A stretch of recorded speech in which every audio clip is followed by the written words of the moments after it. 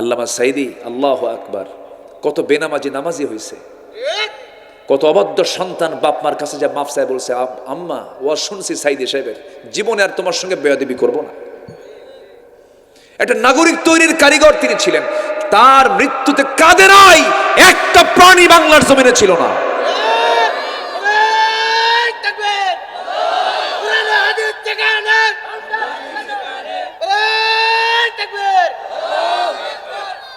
আরে কেমনে তাকে মারলো? 13 আগস্ট আমি তখন ঢাকায় কাশিমপুর কারাগার থেকে, তার সঙ্গে আমার খুব কাছের সম্পর্ক ছিল, খুব মহব্বত ছিল। উনি যখন জেলখানায়, তার ছেলেকে ডাক দিয়ে বলে, তুমি আব্দুল্লাহ আল আমিনকে আমার মাথার টুপিটা দিয়ে দিবা, আমার জুব্বা দিবা। আমাকে খুব ভালোবাসতেন। ওনার মাদ্রাসা দারুল কোরআন সিদ্দিকে কামিল মাদ্রাসা খুলনা, ওনার প্রিয় জায়গা ওটা। উনি বলেছেন এই মাদ্রাসার চত্বরে যেন আমার কবর দেওয়া হয়। এটাও রাখা হয়নি কথা। ওসিয়ত রাখার দায়িত্ব হচ্ছে, একটা মৃত ব্যক্তির ওসিয়ত পূরণ করা হচ্ছে গুরুত্বপূর্ণ কাজ, এটাও পালন করতে দেওয়া হয়নি। ভালোভাবে জানাজা করতে দেওয়া হয়নি। কাশিমপুর জেলখানা থেকে তাকে ধরা হলো, তাকে বের করা হলো চিকিৎসার নাম করে। বললো আপনি অসুস্থ। আমি নিজে তো জানি না আমি অসুস্থ। জোর করে নিয়ে শাহবাগ হসপিটালে ভর্তি করে পয়জনিং করে, বিষ প্রয়োগ করে তাকে হত্যা করা হয়েছে। এই তাফসীর মাহফিলের এই প্ল্যাটফর্ম থেকে আমরা সুস্পষ্ট জানান দিতে চাই, টুডে অ্যান্ড টুমরো চূড়ান্ত শাস্তি যারা আল্লামা সাইদের হত্যার সঙ্গে জড়িত, চূড়ান্ত শাস্তি বাংলার জমিনে বাস্তবায়ন করতে হবে। রাজি আছেন কারা কারা? হাত উঁচু করে দেখান মুসলমান।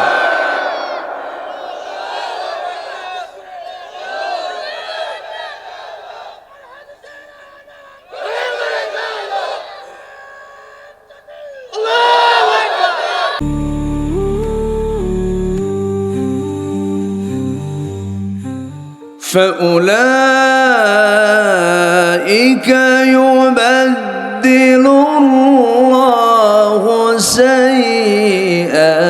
سيئاتهم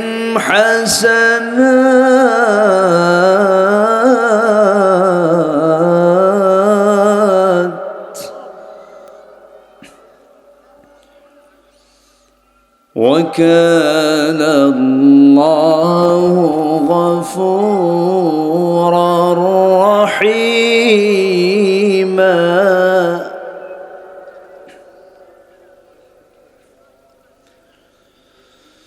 الله أكبر بسم الله الرحمن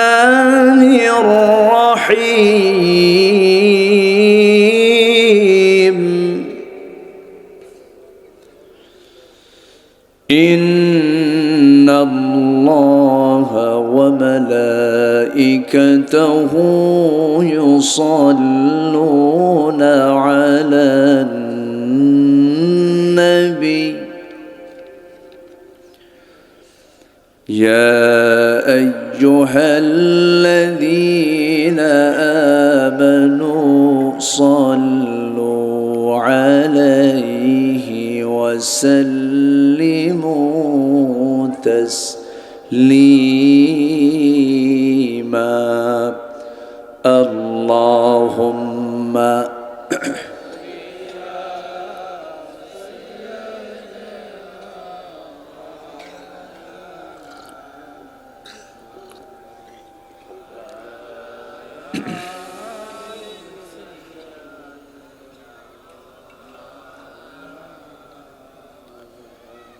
একটু মহব্বত দিয়ে নবীর প্রেমে মাতোয়ারা হয়ে জবান খুলে জোড়ালো কণ্ঠে সবাই বলুন আল্লাহুম্মা সাল্লি আলা সাইয়্যিদিনা মাওলানা মুহাম্মদ ওয়া আলা আলি সাইয়্যিদিনা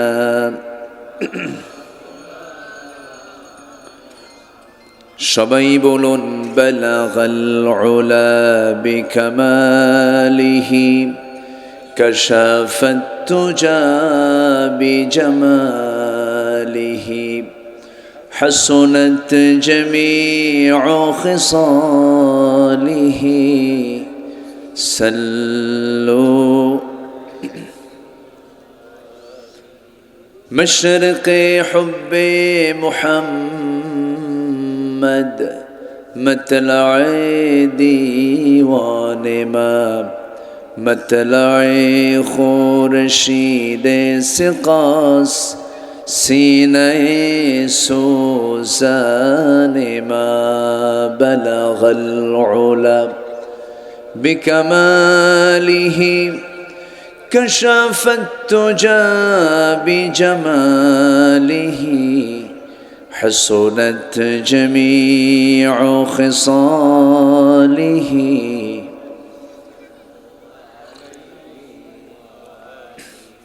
আমি কোরআনের সুর মাঝে শুনেছি যে নাম, আজানের সুর মাঝেও শুনেছি সে নাম।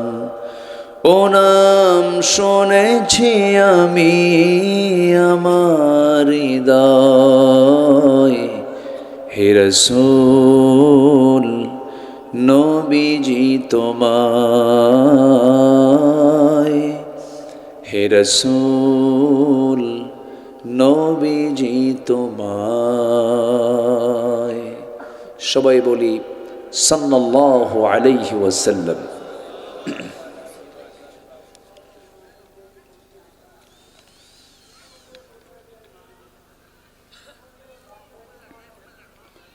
কিশোরগঞ্জ জেলার কটিয়াদি উপজেলার পশ্চিম চারিপাড়া আল আমিন ইসলামী যুব সংঘ মাহফিল ইন্তেজামি কমিটি কর্তৃক আয়োজিত আজকের এই সান্ধ্যকালীন বার্ষিক তাফসীরুল কোরআন মাহফিল 2024, আজকের এই মহৎ আয়োজনের সম্মানিত সুযোগ্য সভাপতি মাওলানা হাদিউল ইসলাম, আজকের মাহফিলের প্রধান আলোচক মুফতি আতিকুল্লাহ হাফিজাহুল্লাহ, আজকের মাহফিলের বরেণ্য অনারেবল চিফ গেস্ট, প্রধান অতিথি, বিশিষ্ট শিল্পপতি, ইসলাম দরদি ব্যক্তিত্ব জনাব জসিম উদ্দিন, উদ্বোধক সৌদি প্রবাসী জনাব হোসাইন পাভেল, আজকের মাহফিলের সম্মানিত সঞ্চালক আল আমিন ইসলামী যুব সংঘের সম্মানিত সুযোগ্য সভাপতি মোহাম্মদ আবু হানিফ সাহেব, উপস্থিত হাজরাত উলামায়ে কেরাম, ফদলায়ে ইজম, সুশীল সমাজ, জাতির শ্রেষ্ঠ সন্তান, শিক্ষক মণ্ডলী, আজকের মাহফিলের প্রধান আকর্ষণ যাদেরকে নিয়ে আজকের এই সাজানো গোছানো বর্ণাঢ্য আয়োজন, তাওহীদের পতাকাবাহী, কালেমার ঝান্ডাবাহী, দ্বীন ইসলামের নরসারদুল বীর মুজাহিদ, প্রাণ প্রিয় সম্মানিত দ্বীনি ভাইরা, আড়ালে বসে আছেন শ্রদ্ধেয়া সম্মানিতা মা বোনেরা। আলোচনার সূচনায় আনুষ্ঠানিকতার মধ্য দিয়ে আমার পক্ষ থেকে আবারও দিল খোলা সালাম, আসসালামু আলাইকুম ওয়া রাহমাতুল্লাহি ওয়া বারাকাতুহু। সবাই কেমন আছেন?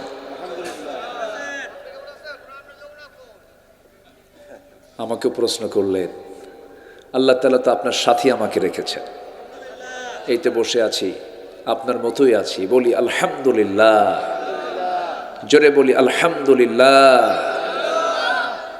আমরা একটি নিরাপদ পরিবেশ পেয়েছি,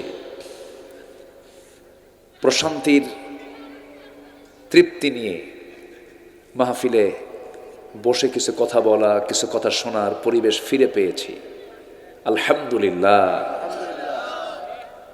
এই মাহফিল নিয়ে কত নাটক হতো দীর্ঘ 16 বছর।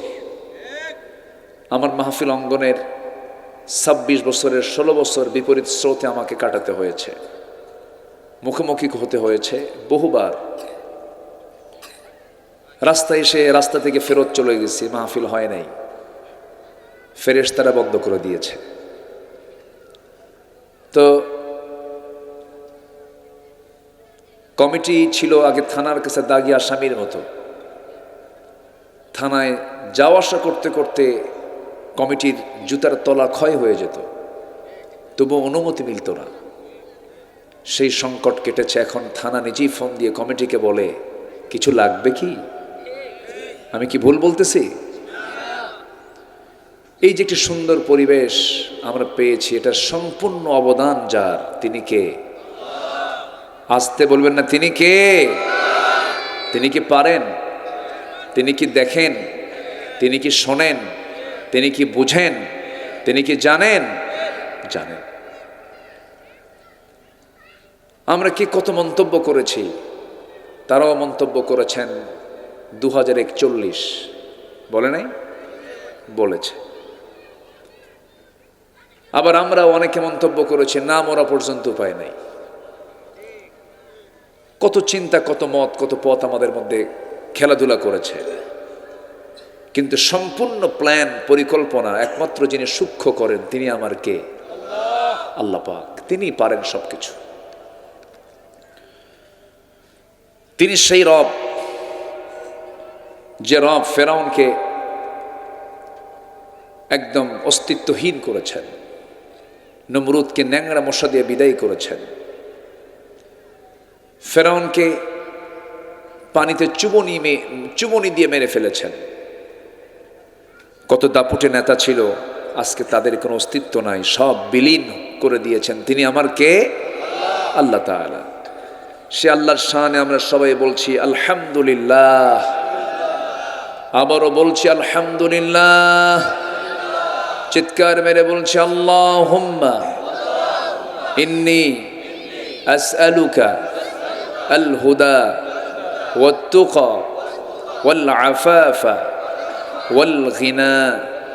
সবাই বলি আল্লাহুম্মা আইন্নি আলা যিকরিকা ওয়া শুকরিকা ওয়া হুসনি ইবাদাতিকা। আমরা আল্লাহ তাআলার শুকর আদায় করে নিলাম। সম্মানিত হাজিরিন, এটা অল্প সময়ে মাহফিল কমিটি আমার সঙ্গে একটু যোগাযোগ করেছেন। আমি বলে দিলাম, ভাইজান আমি তো পারবো না, যখন পারেন তখন দেন। আমাকে যখন একটু বেশি চাপ দেওয়া হলো, বললাম মাগরিব থেকে এসা পর্যন্ত হয়তো আমি একটু অল্প সময় আমি দিতে পারবো, হয়তো আমার আলোচনা শেষ হয়ে যাবে।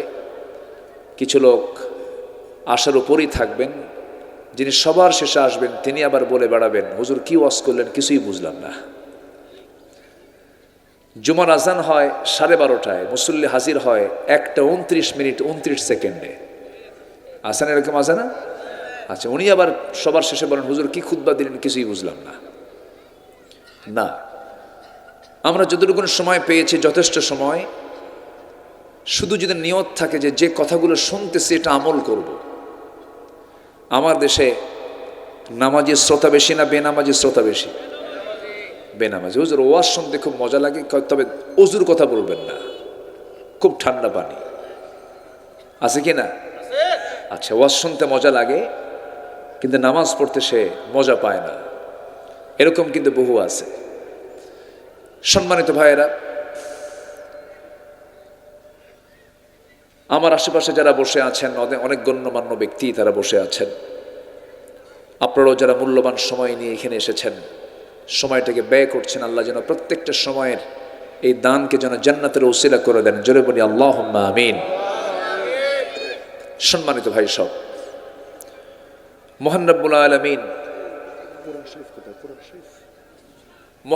আলামিন পৃথিবীর প্রথম মানুষ যাকে দুনিয়াতে পাঠিয়েছেন, তিনি আমাদের সবার বাবা, সবার পিতা। তার নাম কি বলুন তো? বলুন, তার নাম কি? আদম আলাইহিস সালাতু ওয়াস সালাম। এবং তাকে আল্লাহ তাআলা প্রথম জান্নাতে বানিয়েছেন। প্রথমে কিন্তু মাকে বানানো হয়নি।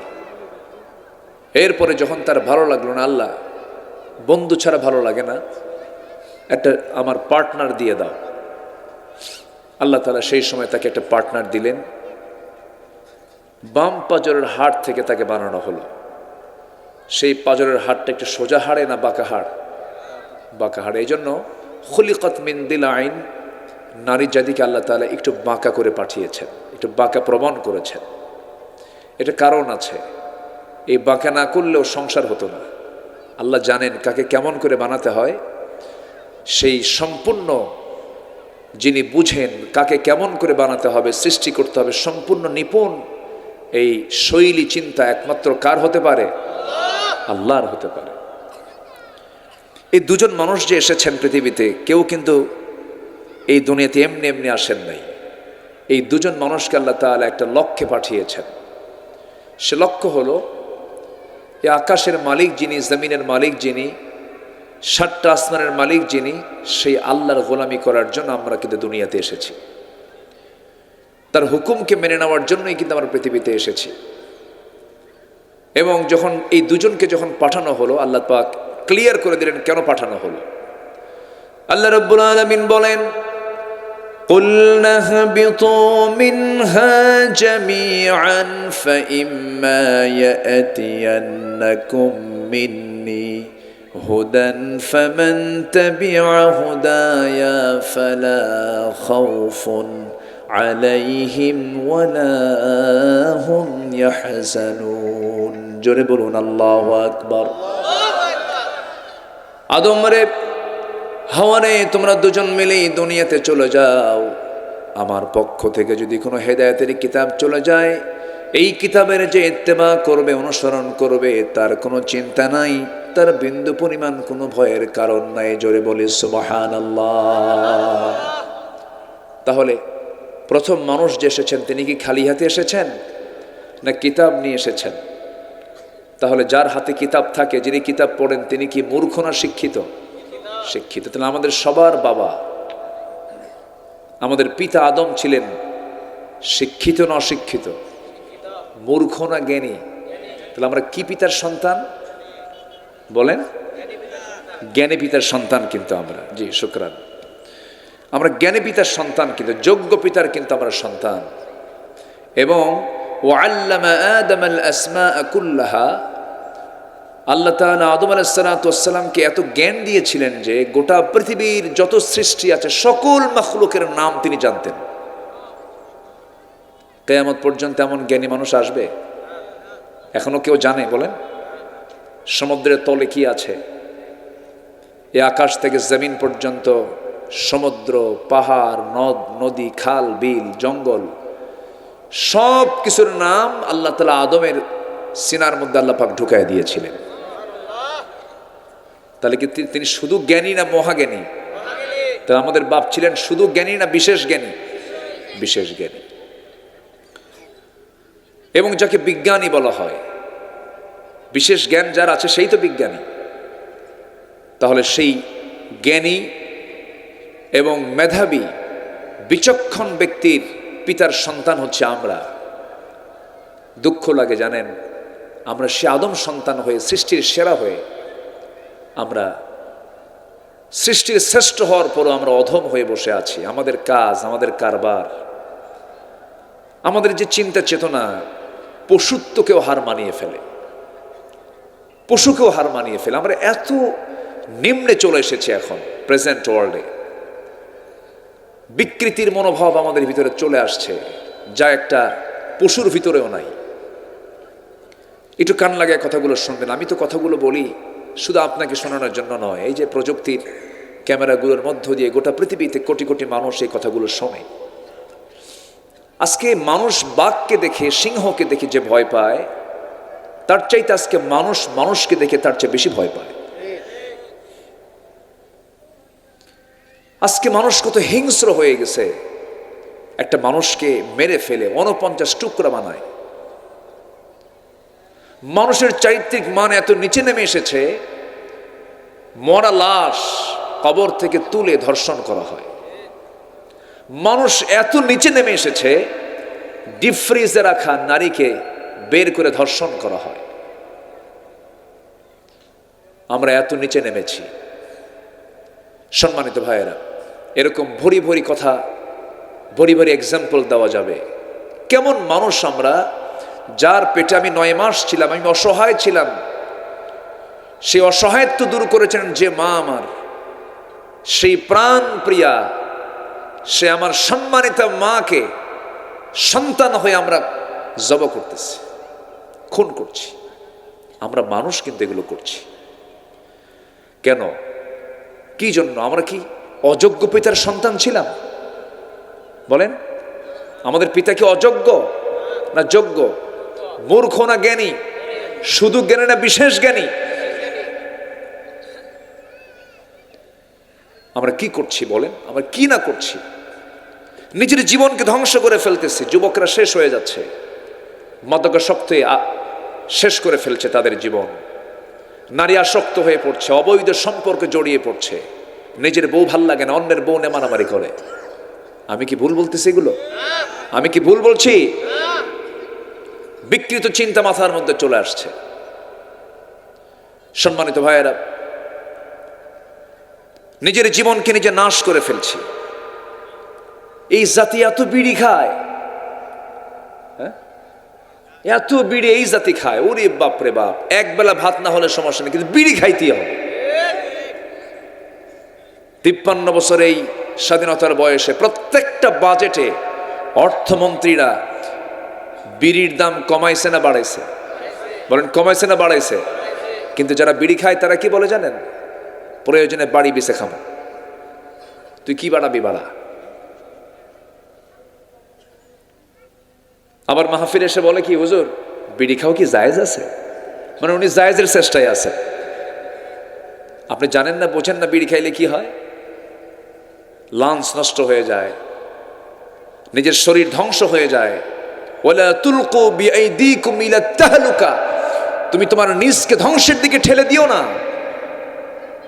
তোমার এই জীবন নিয়ে আল্লাহ পাক প্রশ্ন করবেন, বিড়ি খাইছো কেন? এটারও প্রশ্ন হবে। আজকে মুসলমান নামাজ পড়ে না। আমরা যোগ্য পিতার সন্তান, আমরা শিক্ষিত পিতার সন্তান, সচেতন পিতার সন্তান, আজকে নামাজ পড়ে না। মাত্র অনলি 5% মুসলমান আমার দেশে নামাজ পড়ে। যে দেশে 92% মুসলমান, লেটেস্ট জরিপ এসেছে এটা। আমাদেরকে আগে কম দেখানো হতো, কম বলা হতো। এখন 92% মুসলমান আমার দেশে বসবাস করছে, আলহামদুলিল্লাহ। কিন্তু মুসলমানদেরকে সাজানো হয়নি। বিগত 16 বছর গুরুত্বপূর্ণ পদে থেকেছে ওই 8% লোকগুলো। আমার কথা কি বুঝতেছেন আপনারা? গুরুত্বপূর্ণ পদগুলো নিয়েছিল হলো 8% লোকগুলো।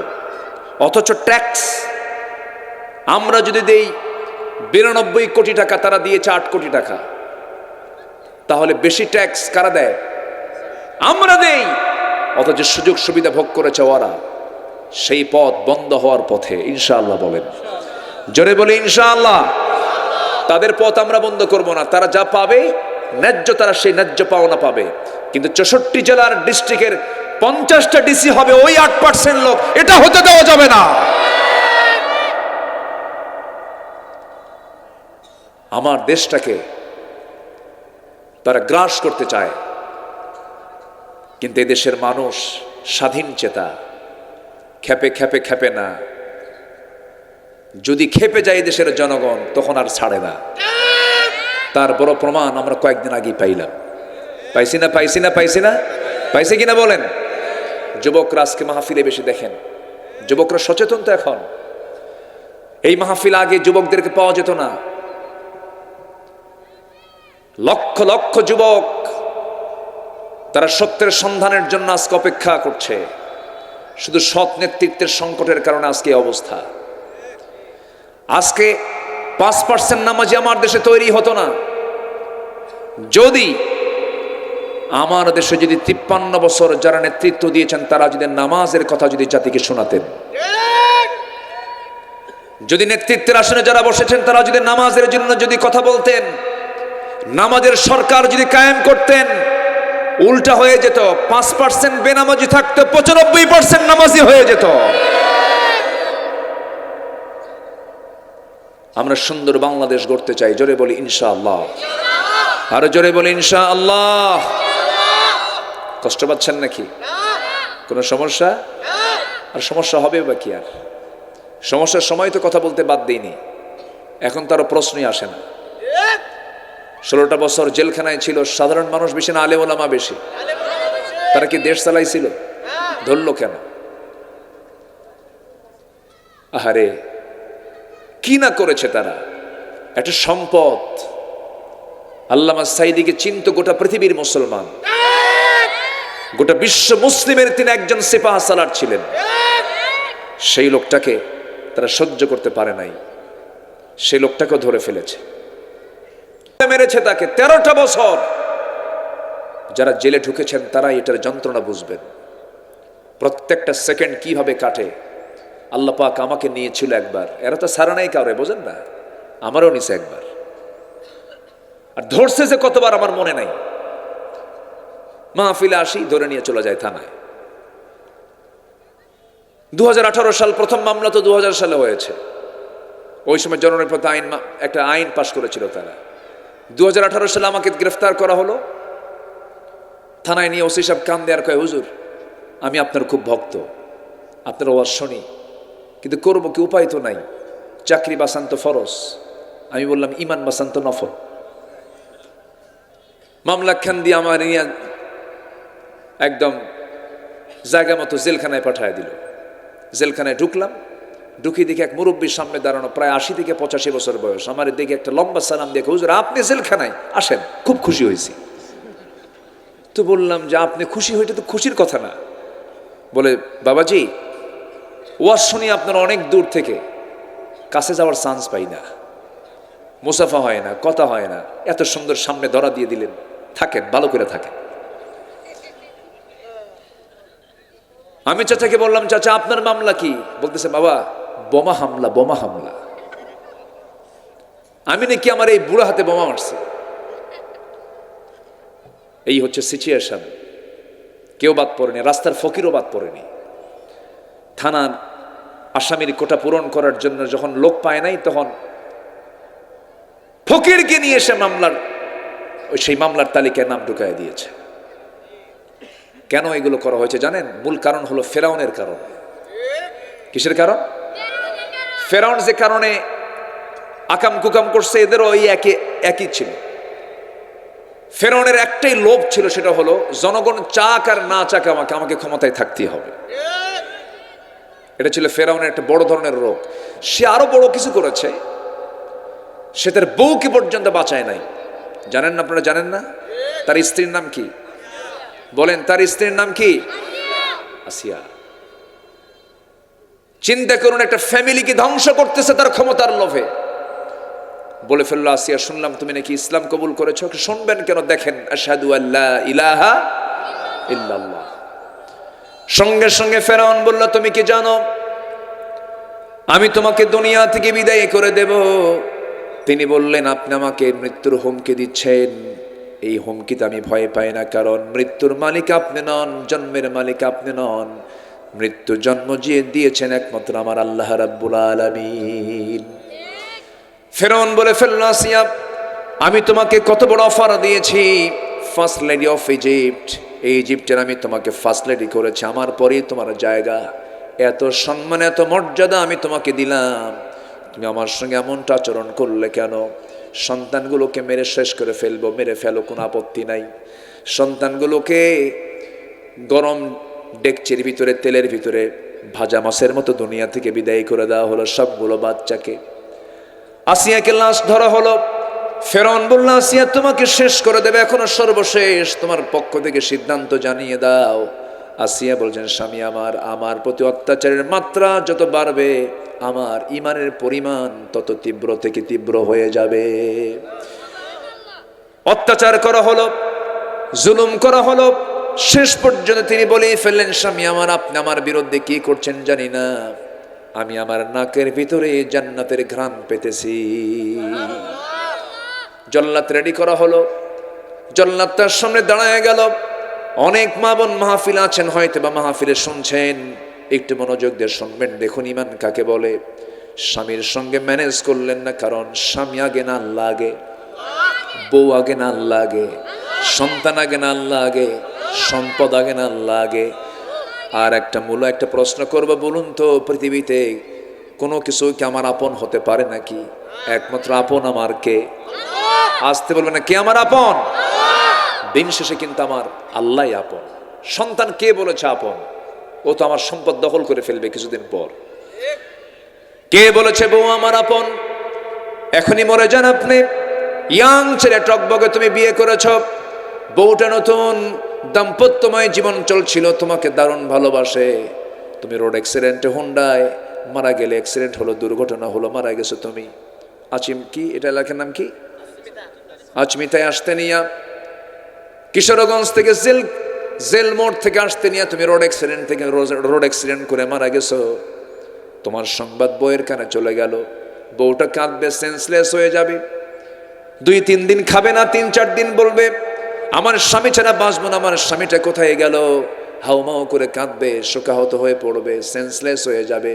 7 দিন পর থেমে যাবে, খাওয়া স্বাভাবিক হয়ে যাবে। 1 মাস পরে সেই বউটার মুখে হাসি ফুটবে। 2 মাস আরো ভুলবে, 4 মাস আরো ভুলবে। শ্বশুর বাড়ির লোকজন তোমার বউটাকে নিয়ে চলে যাবে, অন্যত্র বিয়ের বন্দোবস্ত করে দেবে। বিয়ে শাদী হয়ে যাওয়ার পর, নতুন স্বামী পাওয়ার পরে তোমার সেই বউটা তার আব্বা আম্মাকে জানিয়ে দিবে, আব্বা তোমরা সিদ্ধান্ত ভালো হয়ে নিয়েছ, আগের স্বামী চাইতে এই স্বামীটা আমার আরো ভালো। এটাই দুনিয়ার নিয়ম। কেউ আমার আপন না, বাবাও আপন না, মাও আপন না, সব আমার পর একদিন হয়ে যাবে, সব কিছু আমার একদিন ডিস্টেন্স হয়ে যাবে। কিন্তু যিনি কোনোদিন আমার থেকে কোনোদিন দূরে যাবেন না, যিনি আমাকে কখনো ভুলবেন না একটাবারের জন্য, চিৎকার মেরে বলুন তিনি আমার কে? আল্লাহ। সে আল্লাহকে চেনার একটু আমরা চেষ্টা করি। আসিয়া কাকে চিনেছেন? আসতে হলো না, কাকে চিনেছেন? রাষ্ট্রীয় প্রোটোকল, একটা রাষ্ট্রপতির বউ। চিন্তা করেন আপনি, কম বড় পদ না কিন্তু। বলুন তো, চেয়ারম্যান বড় না চেয়ারম্যানের বউ বড়? বলেন কে বড়? চেয়ারম্যানের বউ বড়? বউ বড়, হ্যাঁ। আপনি যত বড়ই হুজুর হন না কেন, আপনি যত বড়ই বড় বুজুর্গ হন না কেন, বউয়ের কাছে অত বুজুর্গই খাটে না। তুমি কত বড় হুজুর আমার জানা আছে, বসো। কথা বোঝেন নাই? এত বড় একটা পথ, সব কিছু আছে, একটা নাগরিকের ফার্স্ট ক্লাস ফ্যাসিলিটি নিয়ে আসিয়া সবগুলোকে মাইনাস করে খুঁজে বের করলেন সবচেয়ে আপনজন কাকে? আল্লাহকে বের করলেন, জীবনটা দিয়ে দিলেন। জল্লাদ তার সামনে দাঁড়ায় গেল, করাত দিয়ে যখন চিটতেছে তার মাথা 2 টুকরা করে শেষ করে দেওয়া হবে, ওই সময় তিনি একটা দোয়া করেছিলেন, রব্বি বিনিলি ইনদাকা বাইতান ফিল জান্নাহ ওয়া নাজ্জিনি মিন ফিরআউনা ওয়া আমালিহি। আল্লাহ তুমি আমার জন্য বানায় দাও, ইনদাকা তোমার কাছে, বাইতান একটা ঘর, বুয়ুতুন বহুবচন, বাইতান এক বচন, একটা ঘর তুমি আমাকে শুধু দিবা, সেই ঘরটা হওয়া চাই ইনদাকা, তোমার ঘরের দেওয়ালের সঙ্গে তুমি আমাকে একটা ছোট্ট ঘর বানায়া দাও। জোরে কোন সুবহানাল্লাহ। হায়রে, কাকে কাছে নেওয়া দরকার, আর আমার কাকে কাছে নেই? সবচেয়ে কাছে দেব আমরা কাকে? আসতে বলবেন না, কাকে? সবচেয়ে প্রিয় জিনিস, এই প্রাণ কার হাতে? অথচ সে আল্লাহকে আমরা ভুলে থাকি, নামাজ পড়তে চাই না, দিন মানতে চাই না। আসিয়া আলাইহিস সালাম শাহাদাত বরণ করলেন, দুনিয়া থেকে বিদায় নিলেন। তিনি তো বিজয়ী হয়ে গেলেন, কিন্তু ফেরাউন তো পরাজিত হয়ে গেল। ফেরাউন তো বুঝলো না, ফেরাউনের একটা নেশা ছিল, সব যা কিন্তু আমার ক্ষমতা ছাড়ুম না। ঠিক আছে না? বিগত 16 বছর কোন রোগ ছিল? বলেন কি রোগ? এই রোগই ছিল। মাইরা শেষ করো, শেষে সারতে পারে নাই। 2000 মারছে। কয় হাজার? 2000। 20,000-এর মতো কাতরাচ্ছে হোটেলে, কি বলে, হসপিটালে। 20,000 ছাত্রগুলো, নাক নাই, চোখ নাই, হাত নাই, পা নাই। সম্মানিত বন্ধুগণ, যাদের রাজনীতিতে হত্যা জড়িত থাকে, যারা হত্যা রাজনীতি করেন, তারা সবগুলো ফেরাউনদের প্রেতাত্মা। ফেরাউন ক্ষমতায় ছিল, ফেরাউন পৃথিবীতে বেঁচে ছিল হলো 1600 বছর। কত বছর? আর এরা ক্ষমতায় ছিল হলো 16 বছর। সংখ্যার মিল দেখছেন? সেই দিন একজন শ্রোতার পক্ষ থেকে একজন বলতে, হুজুর এটা হচ্ছে লেডিস ফেরাউন। আমাকে বলতেছে, আমি বললাম আমি আর কি বক্তা হইলাম, আপনি তো বড় বক্তা হয়ে গেছেন দেখতেছি। কি করে নাই? ইলিয়াস আলী গুম হলো, হ্যাঁ, তার ছোট্ট ছেলে মেয়েদেরকে গণভবনে নিয়ে চোখের পানিতে ফেলে দিচ্ছে, কান্নায় ভেঙে পড়ছে, আহারে আপনার সন্তান বাপ হারা হয়ে গেল। অথচ সম্পূর্ণ প্ল্যান করে হত্যা করা হয়েছে তাদের নির্দেশে। চিন্তা করা যায় কত বড় অভিনয় হতে পারে এগুলো। ইমানদারিগুলো করতে পারে না। আল্লামা সাইদি, আল্লাহু আকবার, কত বেনামাজি নামাজি হয়েছে, কত অবাধ্য সন্তান বাপ মার কাছে যা মাফ চায় বলছে, আম্মা ও শুনছি সাইদি সাহেবের, জীবনে আর তোমার সঙ্গে বেয়াদবি করবো না। একটা নাগরিক তৈরির কারিগর তিনি ছিলেন। তার মৃত্যুতে কাঁদে নাই একটা প্রাণী বাংলার জমিনে ছিল না।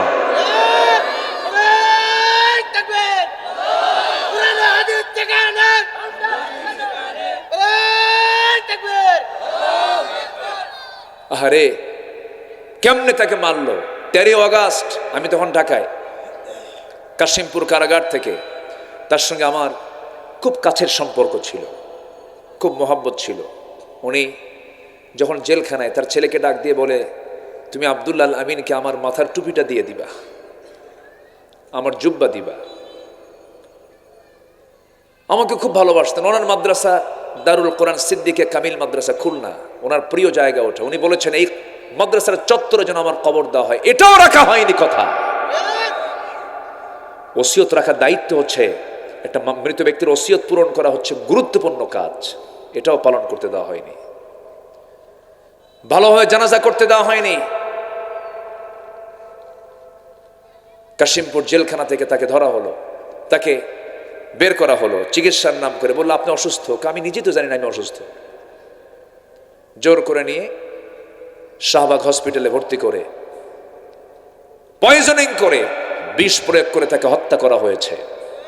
এই তাফসীর মাহফিলের এই প্ল্যাটফর্ম থেকে আমরা সুস্পষ্ট জানান দিতে চাই, টুডে অ্যান্ড টুমরো চূড়ান্ত শাস্তি যারা আল্লামা সাইদের হত্যার সঙ্গে জড়িত, চূড়ান্ত শাস্তি বাংলার জমিনে বাস্তবায়ন করতে হবে। রাজি আছেন কারা কারা? হাত উঁচু করে দেখান মুসলমান।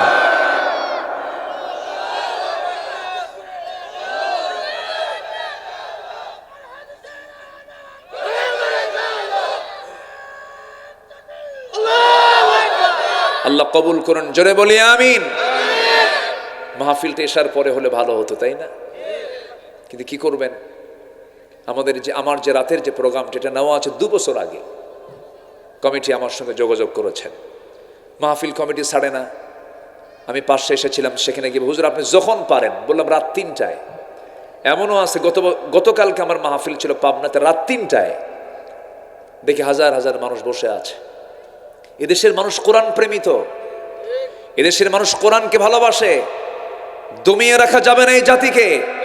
এই জাতি জেগে ওঠা শুরু করেছে। আগামীর দিন হবে কোরআনের দিন, ইসলামের দিন ইনশাআল্লাহ। সিরিয়ার খবর জানেন? সিরিয়া, হ্যাঁ, হাফিজ আল আসাদ তার কুপুত্র বাশার আল আসাদের পতন হয়েছে। রাশিয়ার মস্কোতে যে শীত হয়ে পড়ে আছে, এখন কেউ নাই। কি দাপট ছিল, কি প্রভাব ছিল। সেও আয়নাঘর বানিয়েছিল।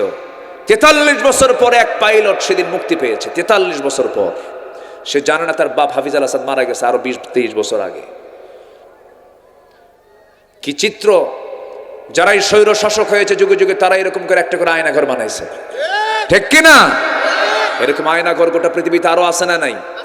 সব আয়নাঘর থেকে মাসলুমরা বের হবে। সময় আসছে সামনে, সময় আসতেছে সামনে, জোরে বলে ইনশাআল্লাহ। কষ্ট পাচ্ছেন? বিড়ি খাবো? আসতে কয় বিড়ি খাবো আমরা? নামাজ না পড়ে থাকবো? সবাই কি নামাজ পড়বেন? সবাই কি নামাজ পড়বেন? আল্লাহ নামাজি বানান, জোরে বলি আমিন। আগে নিজের 1.5 হাত 3.5 হাত বডিকে আগে সুন্দর করে সাজাই। সমাজ তো দূরেই থাকলো, রাষ্ট্র দূরেই থাকলো। 3.5 হাত বডির এই 3.5 হাত দেহের রাষ্ট্রপতিকে আমি নিজেই তো রাষ্ট্রপতি। আমার মাথা থেকে পা পর্যন্ত 3.5 হাত বডি, এই বডি সব কিছু নিয়ন্ত্রণ শক্তি আল্লাহ তাআলা আমাকে দেন নাই? আমি চোখ দিয়ে তাকাই, অন্য কেউ তাকায় নাকি? আমি হাত দিয়ে কাজ করি। তাহলে আমার মাথা থেকে পা পর্যন্ত এই বডি নিয়ন্ত্রণ করতে হবে কার? আমাকে। এই চোখ দিয়ে বাজে কিছু দেখা যাবে না, এই কান দিয়ে বাজে কিছু শোনা যাবে না, এই হাত দিয়ে ক্ষমতা আছে বলে থাপ্পড় মারা যাবে না।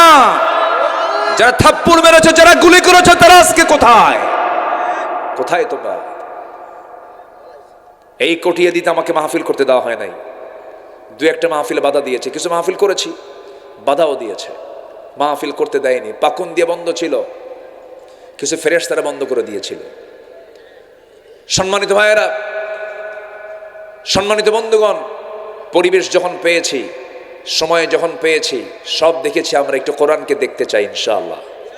কোরআন দেখবো না কি? কোরআনকে দেখবো না আমরা ইনশাআল্লাহ? কোরআন সব জায়গায় চালু হোক, সবাইকে আমরা চাই, সবাইকে আমরা চাই। আল্লাহ কবুল করুন, জোরে বলি আমিন, আরো জোরে আমিন, আরো জোরে আমিন। আমার নবীজি কি অসভ্য সমাজকে সভ্য সমাজ বানালেন, চরিত্রহীন মানুষগুলোকে চরিত্রবান বানালেন। যে যুগের মানুষ নিজের মাকে বিয়ে করত, নাউজুবিল্লাহ বলবেন না, মানে বাপ একজনকে বিয়ে করেছে, বাপ ওই মহিলাকে তালাক দিয়েছে, ছেলে যা করছে কি বাপের বউকে বিয়ে করে নিয়ে চলে আসছে। এত নোংরা একটা জাতি ছিল আমার নবীজির জন্ম যে সমাজে ছিল। সেখান থেকে বের করে এনেছেন সাইয়েদনা আবু বকরকে, ওমরকে, ওসমানকে, সাইয়েদনা আলীর মতো মানুষগুলোকে। সুবহানাল্লাহ বলবেন না? কোনো জাদু দিয়ে নয়, কি দিয়া? কি দিয়া? আমার কাছে দেশটাকে খুব সম্ভাবনাময় মনে হয় জানেন। 5 অগাস্টের পরে 10 দিন একটানা দেশে কোনো পুলিশের প্রশাসক ছিল না। কোনো প্রশাসন ছিল বলেন তো? 10 দিন কিছুই। আমি মালয়েশিয়া যাচ্ছি, সিঙ্গাপুর হয়ে আমার বিদেশ সফর ছিল, তো আমি ইমিগ্রেশন ক্রস করবো, পুলিশ নাই, মানে কোনো প্রশাসনই নাই, তাদের ড্রেসই নাই।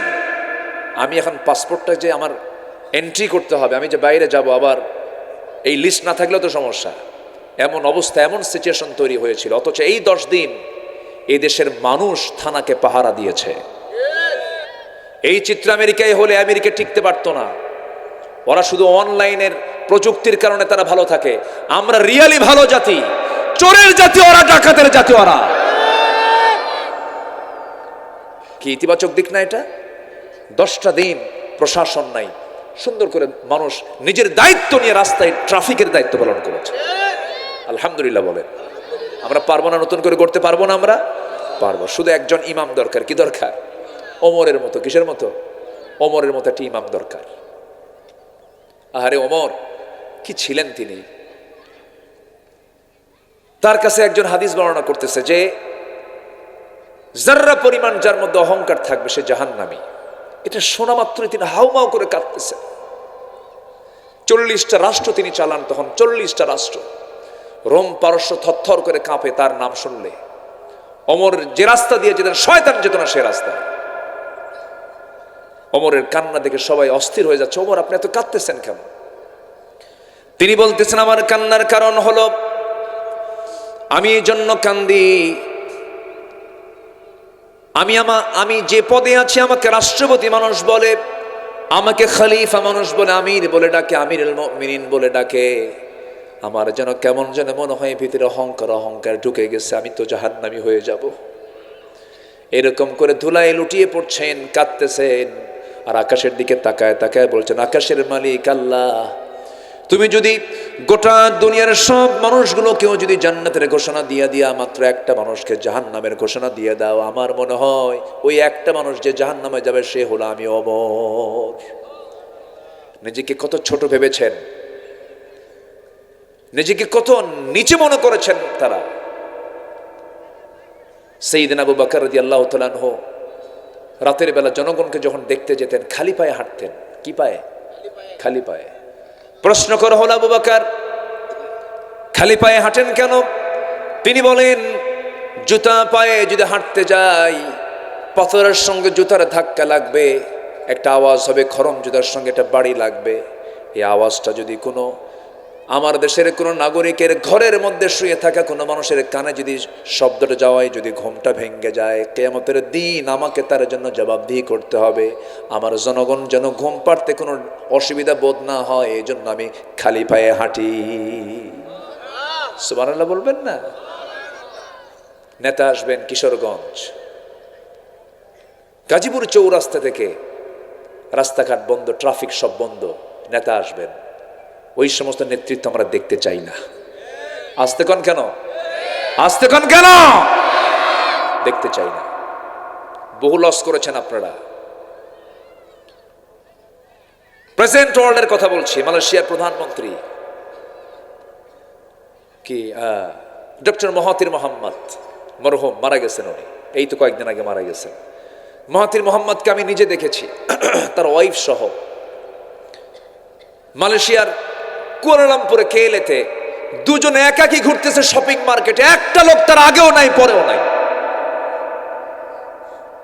আর আমার দেশের সামান্য একটু মানে ছোট্ট নেতাও যদি হয়, তার আগে 50টা পিছনে 50টা হোন্ডা গাড়ি লাগে। কি আসে না, আসে না, আসে না? এগুলো নেতৃত্বের গুণাবলী নয়, এগুলো অহংকারের গুণাবলী, এগুলো অহংকারের চিত্র। এগুলো আমরা দেখার জন্য বাংলাদেশ স্বাধীন করি নাই। আমরা নতুন করে গড়তে চাই দেশকে। জোরে বলি ইনশাআল্লাহ, আরো জোরে বলি ইনশাআল্লাহ, আরো জোরে বলি ইনশাআল্লাহ। প্রথম খলিফার নাম কি বলুন? আবু বকর। কয় নম্বর খলিফা? 1 নম্বর। যেদিন খেলাফতের দায়িত্ব নিয়েছেন, সকালবেলা দোকানে যাচ্ছেন ব্যবসা করার জন্য। বলা হলো আপনি ব্যবসা করতে যান কেন? আপনি তো খলিফা, আমার পরিবার চলবে কি দিয়ে? ব্যবসা করা লাগবে না? কাপড়ের দোকানদারি করতেন। কিসের দোকানদারি? কাপড়ের দোকানদারি। আবার তিনি কি করতেন দেখেন, এত বড় শাসকের দায়িত্ব পালন করেছেন, প্রতিবেশীর হক আদায় করেছেন। এক প্রতিবেশী ছিল, স্বামী নাই, ছেলে নাই, মেয়ে নাই, বুড়ি মানুষ, চোখেও দেখেন না সেই বুড়ি মহিলা। ঘরের সঙ্গে ঘর তার। একটানা 2 বছর খেলাফতের দায়িত্ব পালন করেছেন তিনি। প্রত্যেকটা রাত্রের বেলা, শেষ রাতের ফজরের একটু আগ দিয়ে ঘরের মধ্যে ঢুকতেন মহিলার। তার রান্না বান্না, কাপড় চোপড় ধোয়া থেকে শুরু করে নিয়ে সমস্ত খাবার দাবার প্রস্তুত করে প্রত্যেকদিন তিনি খেদমত করে আসতেন, ওই ঘর থেকে বের হতেন। সাইয়েদনা ওমর ফারুক তিনি করলেন কি, একদিন ওই মহিলার খেদমতের জন্য, বুড়ির খেদমতের জন্য দরজার কাছে গেছেন। দরজায় নক করেছেন, ভিতর থেকে মহিলা জবাব দিচ্ছে, কে? খেদমতের জন্য আসছে, আমি ওমর। খেদমতের প্রয়োজন নাই, কিছুক্ষণ আগে একজন খেদমত করে আমার চলে গেছে। ওমর ফারুকের মাথা ঘুরে গেল, এই মদিনায় এইরকম মহামানবটাকে। 3 দিন ধরে খুঁজতে লাগলেন, পেলেন না। 4র্থ দিনের মাথায় রাত্রে বেলা তিনি দেখতে পেলেন কে যেন ঢুকলো বুড়ি মহিলার ঘরের মধ্যে, ওঁত পেতেছিলেন। যখন বের হলেন, পিছন দিক থেকে চট করে হাত ধরেছেন, ধরিয়ে দেখেন কেউ না, তিনি হচ্ছেন 1 নম্বর খলিফা। কেঁদে ফেলে বলছেন, ভাই আবু বকর, আপনার কত কাজ, আপনি এই কাজগুলো আমাদের দেন। তিনি বলছেন, ওমর রে, তোমার কবরে তুমি যাবা, আমার কবরে আমি যাব, আমার হিসাব আমাকে দিতে হবে, আমার তো প্রতিবেশী, আমার তো হক আছে। প্রথম খলিফার ইন্তেকাল হয়ে গেল। দ্বিতীয় খলিফা যখন ওমর ফারুক দায়িত্ব গ্রহণ করলেন, ওই মহিলা জানেন না, বুড়ি মহিলা জানেন না প্রথম খলিফার ইন্তেকাল হয়ে গেছে। বুড়ি মানুষ, চোখে দেখে না। পরের দিন ওমর ফারুক তার খেদমতের দায়িত্ব পালন করার জন্য আসছেন। এসে সব কিছু প্রস্তুত করে তিনি ঘর থেকে বের হয়ে চলে গেছেন। মহিলা যখন খেতে বসেছেন, সামনে কিছু খেজুর, সেই খেজুর খেতে নিয়ে খেজুর যখন মুখের মধ্যে নিয়েছেন, একটা কামড় মেরেছেন, বিচি লেগে গেছে দাঁতের সাথে। তিনি চোখের পানি ফেলে ফেলে বলছেন, বুঝতে পেরেছি আমার আগের খাদেম আবু বকর পৃথিবীতে বেঁচে নাই। আমার আবু বকর যখন আমাকে খেদমত করতে আসতো, খেজুরটাও যখন আমার সামনে দিত, বিচিটা ফেলে দিয়া আমার সামনে খেজুরগুলো প্রস্তুত করে রাখতো, যেন আমার বিচে না ফেলতে হয়। সুবহানাল্লাহ বলবেন না?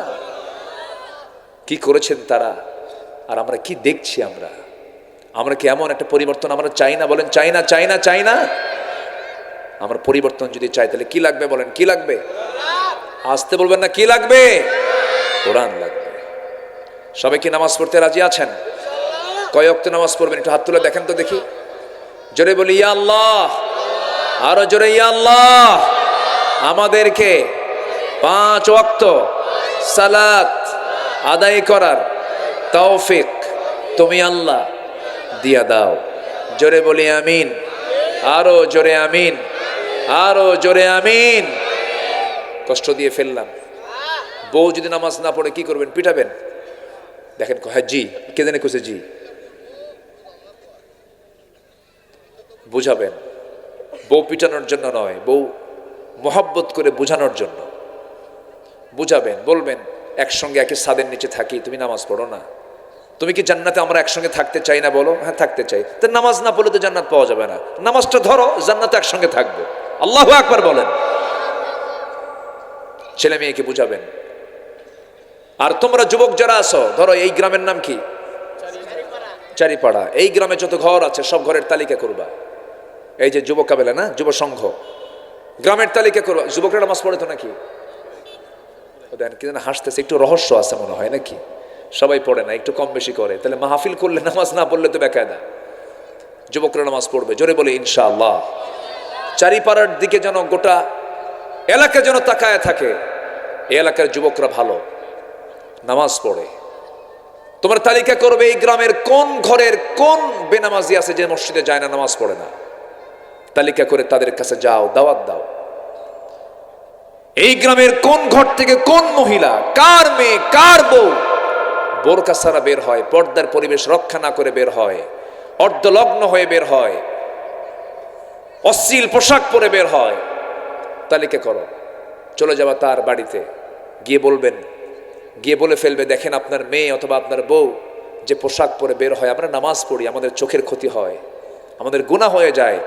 এই গ্রামে আমরা আদর্শ গ্রাম বানাতে চাই, দয়া করে শালীনপূর্ণ পোশাক বোরকার ব্যবস্থা আপনি করবেন। শুনতে বাধ্য। আসতে কোন কেন? আসতে কোন কেন? আপনার গ্রামের মাতব্বর নামাজ পড়ে না, বলবেন চাচা আপনার মাতব্বরই আমরা মানি, আপনি সম্মানিত মানুষ, আপনি আপনার পদে থাকেন, মাতব্বরি করেন, সব শুনবো, কিন্তু আপনি আল্লাহর হক নষ্ট করবেন না। নামাজটা পড়েন, নামাজ পড়বেন, মাতব্বরি থাকবে। নামাজ পড়বেন না, মাতব্বরি থাকবে না। তা'মুরুনা বিল মারুফ ওয়া তানহাউনা আনিল মুনকার। কি এগুলো নির্দেশ কোরআনে আছে না নাই? আছে না নাই? তোমার গ্রামকে তুমি সাজাও, দেশ সাজানো হয়ে যাবে। কি যুবকরা রাজি আছো তো? আছো? তোমরা কি যুবকরা রাজি আছো? আজকে তালিকা করবা কে কে নামাজ পড়ে, কে কে নামাজ পড়ে না। দাওয়াতি কাজ করো। বাজার সমিতি আছে, সেখানে তুমি বাজার সমিতির মধ্য দিয়ে আজান হয়ে যাবে, বাজারের কোনো দোকান খোলা থাকবে না, আজানের পর পর নামাজ শুরু হয়ে যাবে। এরকম পরিবেশ তৈরি করতে হবে। আমরা সেই পরিবেশ এখন পেয়েছি, বলি আলহামদুলিল্লাহ, জোরে বলি আলহামদুলিল্লাহ। আগে রাস্তায় যখন হাঁটতাম তখন আমাদেরকে আসামি মনে করত। আল্লাহ একটা পরিবেশ তৈরি করে দিয়েছেন, এখন এই পরিবেশকে বরকত মনে করে কাজে লাগাতে হবে। আমার দেশকে আমরা আদর্শ দেশ বানাতে চাই, জোরে বলি ইনশাআল্লাহ। আরো জোরে বলি ইনশাআল্লাহ। আল্লাহ কবুল করুন, আল্লাহ কবুল করুন, আল্লাহ কবুল করুন। সম্মানিত ভাইয়েরা, আমার নবীজি চেষ্টা করেছেন তার সময়ও, কিন্তু চেষ্টাটা করেছেন তিনি যখন কোরআন আসে নাই তখন থেকে শুরু করছেন। রসুলের চেষ্টা তো কম ছিল না। হেলফুল ফজল গঠন করেছেন, যেরকম এখন আল আমিন ইসলামী যুব সংঘ। আমার নবীজি একটা সংঘ করেছিলেন, হেলফুল ফজল তার নাম। চেষ্টা করছেন বহু, কিন্তু কাম হয়নি। মাছ মারতে গেছেন নদীতে, কিন্তু মাছ মেরে যাতে তোলা হয়, যাতে রাখা হয়, ওটার নাম কি? ডুলা। হ্যাঁ, ডুলা। আমাদের এলাকায় বলে খালই। একই কথা, ঠিক আছে। যে লাউ সেই কদু, এই তো।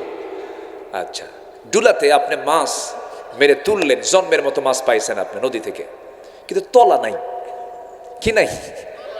মাছ থাকবো? মাছ থাকবে? মাছ থাকবে না। আমার রাসূল চেষ্টা করছেন বহু, সব গুছায় নিছেন, তলাই নাই। সেই তলা হলো কোরআন। সেই তলা কি? কোরআন। আমার নবীর সামনে এক সাহাবী ইসলাম কবুল করে কান্দে। রাসূল বলেন তুমি কান্দো কেন? হুজুর ইসলাম তো কবুল করছে আমি, সব গুনাহ মাফ হয়েছে আপনি বললেন, কিন্তু আমার মনে হয় গুনাহ মাফ হয়নি।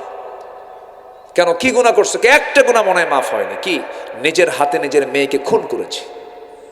কি মানুষ ছিল সেই সমাজের, দেখেন, চিন্তা করে দেখেন। আমার নবী যে আশ্চর্য হয়ে বলেন তুমি কেমনে মারছো বলো তো? হুজুর বউটা প্রেগনেন্ট হলো, প্রেগনেন্সি টাইম, বললাম 6 মাস, যাও বাবার বাড়ি যাও, বাচ্চা কাচ্চা যদি হয় ছেলে নিয়ে আসো, না হলে মেরে ফেলো, ওকে হত্যা করবো, আমাকে বলারও দরকার নাই। কি অসভ্য সমাজ ছিল, মেয়েদের কোনো দামই ছিল না। হুজুর আমার অজান্তে বউটা বলে নাই, অন্যের বাড়িতে ধীরে ধীরে বড় করে 6 বছর হয়ে গেছে, আমার চোখের সামনে কি ধরা পড়ে গেল। আমি আমার মতো চোখ, আমার মতো হাত পা ধরলাম, চট করে ধরে নিয়ে স্ত্রীর সামনে হাজির করে বললাম সত্যি করে আমার স্ত্রী বলো তো এই সন্তানটা কার? আমার বউটার বডি ল্যাঙ্গুয়েজ প্রমাণ করে দিল। কাঁপতে কাঁপতে বলছেন, স্বামী আমার কতক্ষণ তথ্য গোপন করবে, সন্তান তো আমাদের মিথ্যা বলেছিলাম, মারতে পারিনি। আমি অগ্নিশর্মা হয়ে গেলাম, দারুণ খেপে গেলাম, রেগে গেলাম। এক পর্যায়ে ঠান্ডা মাথার খুনি বনে গেলাম। অভিনয় শুরু করে মেয়েটাকে বললাম, মা এদিকে আস, আমি তোমাকে আদর করি। মেয়েটা